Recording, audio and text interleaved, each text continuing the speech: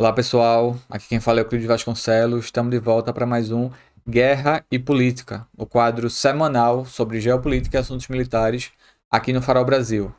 Antes de começar o vídeo dessa semana, aqueles avisos de sempre. Curte esse vídeo, compartilha para chegar em mais gente, se inscreve aqui no canal e comenta aqui embaixo para ajudar no engajamento. Comenta a tua opinião sobre esse vídeo, sugere temas para vídeos do futuro e vamos lá. E por último, não se esquece de se inscrever também no meu canal pessoal aqui no YouTube, que está aparecendo aí na tela para vocês. O nome do canal é Euclides Vasconcelos e já passamos dos 2.000 inscritos antes do primeiro vídeo, que sai na próxima quarta-feira. Também vai ser sobre Israel e Palestina, que é o tema do vídeo dessa semana aqui também no Farol Brasil. Hoje falaremos então sobre a quebra do cessar-fogo por parte de Israel no ataque do dia 18 de março, e portanto 5 dias atrás. Esse vídeo está sendo gravado no dia 23 de março.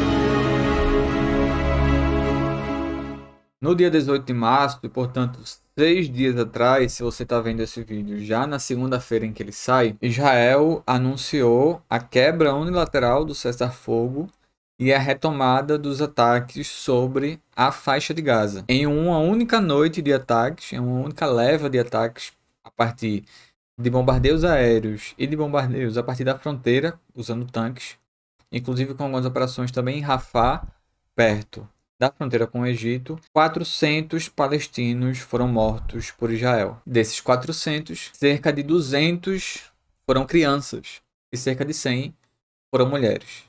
A notícia que está aparecendo para vocês aí na tela é da Reuters, que detalha não só o ataque, como os pronunciamentos das autoridades israelenses durante e depois do ataque, anunciando que aquilo era de fato uma quebra do cessar-fogo. E na própria mídia israelense o ataque vem sendo noticiado como o maior massacre de crianças que Israel cometeu desde o início desse conflito. Esse texto que vocês estão vendo agora na tela aí é um texto de opinião que saiu no Haaretz, um jornal israelense, e que o texto, inclusive, quem quiser ler eu recomendo, pergunta como é possível protestar por democracia dentro de Israel, já que vários protestos vêm acontecendo ao longo dos últimos anos contra o governo Netanyahu, contra as medidas do governo Netanyahu e principalmente contra a tentativa de reforma judicial por parte de Netanyahu, que vai dar ao governo do primeiro-ministro poderes cada vez mais centralizados.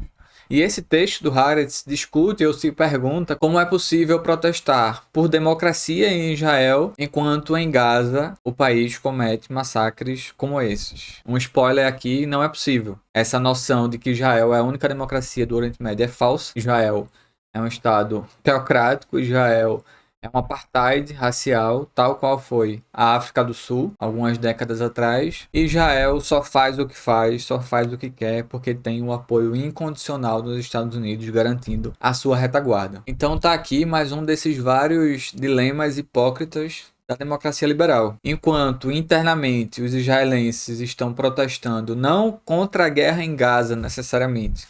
A minoria são aqueles que se levantam contra a guerra em Gaza, mas protestam por mais democracia, protestam contra o governo Netanyahu, mas não vão no cerne do problema, que é a existência de um Estado colonial no Oriente Médio chamado Israel. E embora, pessoal, durante todo o cessar-fogo que foi assinado, desde o início do cessar-fogo ali, pela metade de janeiro até agora, Israel tenha mais de uma vez conduzido ataques na faixa de Gaza, todos esses ataques não vieram acompanhados de uma declaração explícita de que significava então o fim do cessar-fogo, antes inclusive do início de sua segunda fase.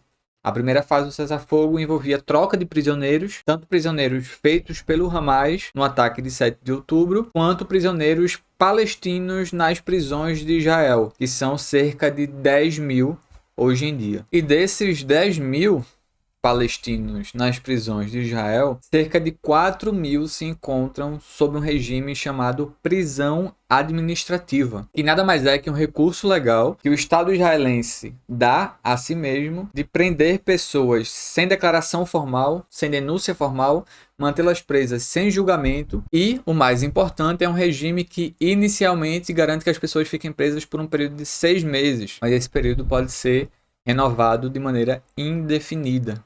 Então, dos quase 10 mil palestinos presos em Israel hoje, cerca de 4 mil estão nesse regime. O regime de prisão administrativa, só para vocês terem uma ideia, foi um regime instaurado durante o domínio colonial britânico na Palestina.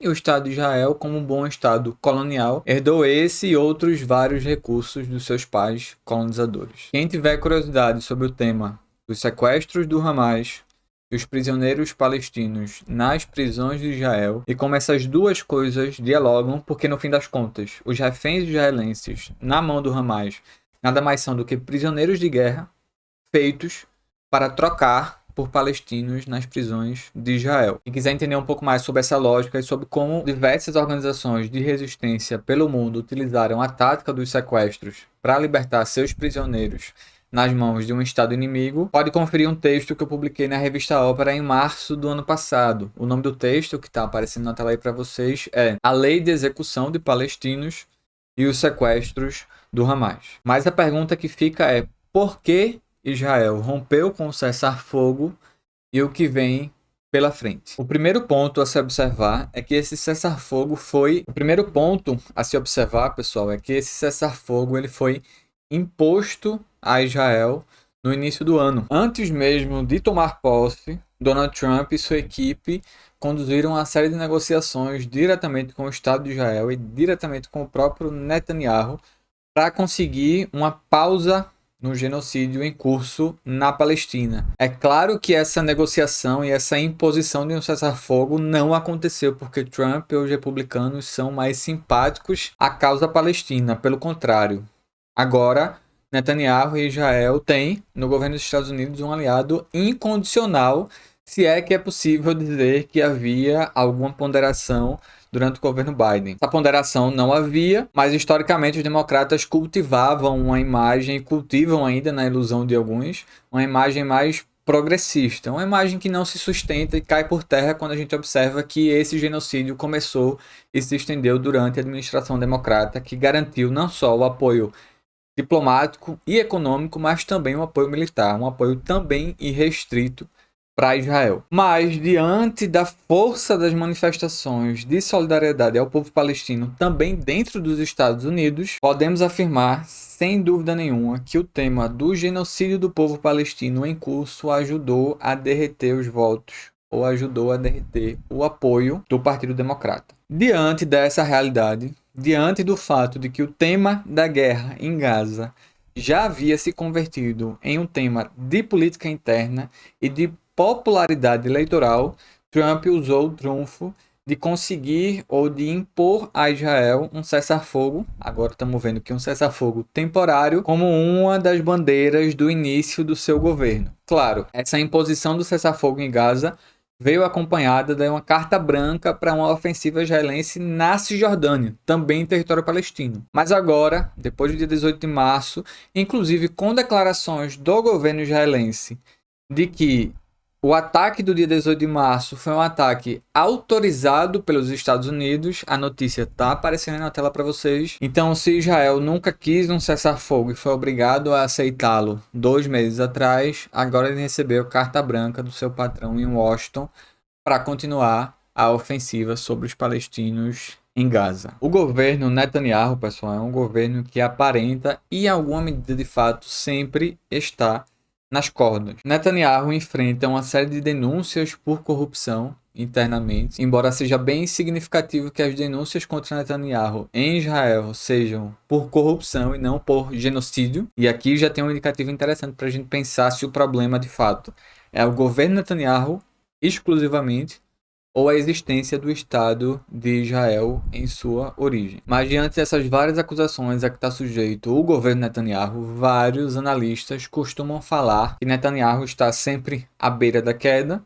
e que Netanyahu precisa da guerra para se manter no poder. Embora o governo Netanyahu não só precise, como faz muito bom uso da guerra para seus objetivos internos, eu me pergunto se essa noção de que o governo Netanyahu está sempre à beira da queda não é muito mais um desejo dos analistas do que uma realidade, já que o primeiro-ministro israelense já se mostrou um articulador político capaz de se sobressair diante dos seus opositores internamente, ou inclusive capaz também de alguma maneira, atar as mãos de sua oposição internamente, seja à direita, porque sim, há figuras mais à direita que o Netanyahu, inclusive compondo o seu governo, e aqui a gente abre um parênteses. Existe uma ala do governo Netanyahu que geralmente é referida como uma ala mais radical, uma ala mais extremista, embora a gente precise tomar cuidado com essas declarações e com essas afirmações, porque faz parecer em alguma medida que inclusive Netanyahu é um mal menor. Dizer que há elementos mais à direita na sociedade israelense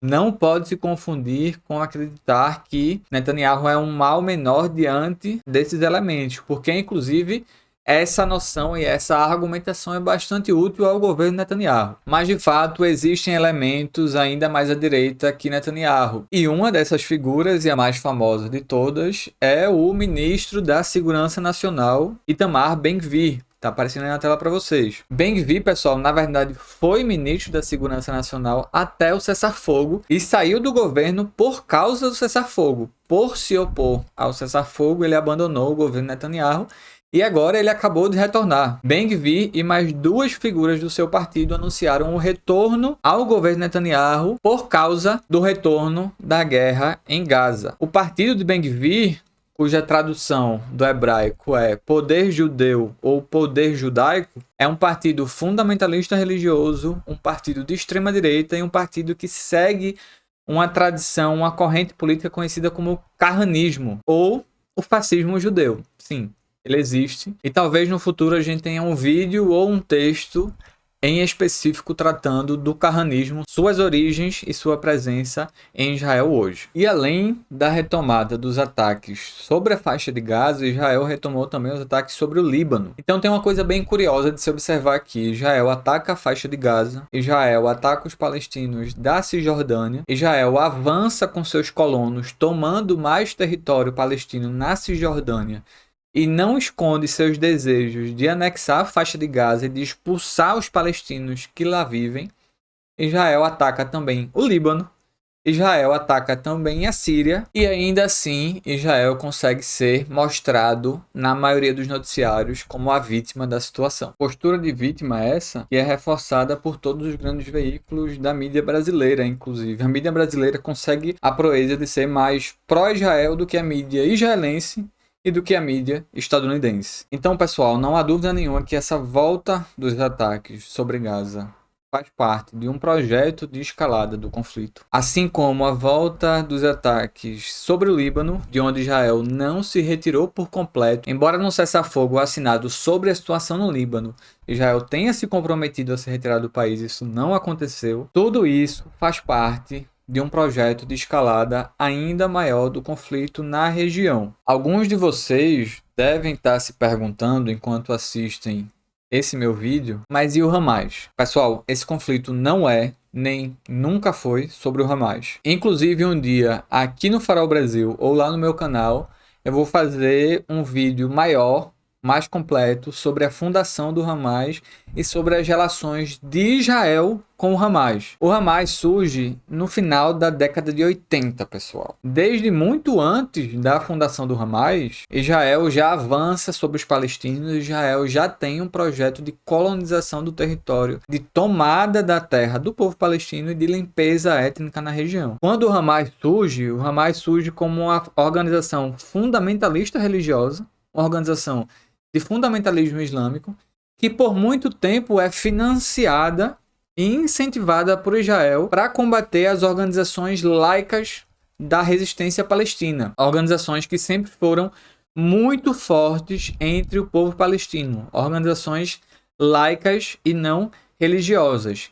Israel financia e apoia o fundamentalismo islâmico entre o povo palestino, organizações do fundamentalismo islâmico entre o povo palestino para tentar enfraquecer as organizações laicas. Um exemplo que a gente pode usar aqui é a Frente Popular pela Libertação da Palestina, um partido marxista-leninista que sempre foi muito forte na luta contra Israel. A decadência ou o enfraquecimento dessas organizações laicas vem junto com o fortalecimento das organizações da resistência palestina de caráter fundamentalista religioso, fundamentalista islâmico.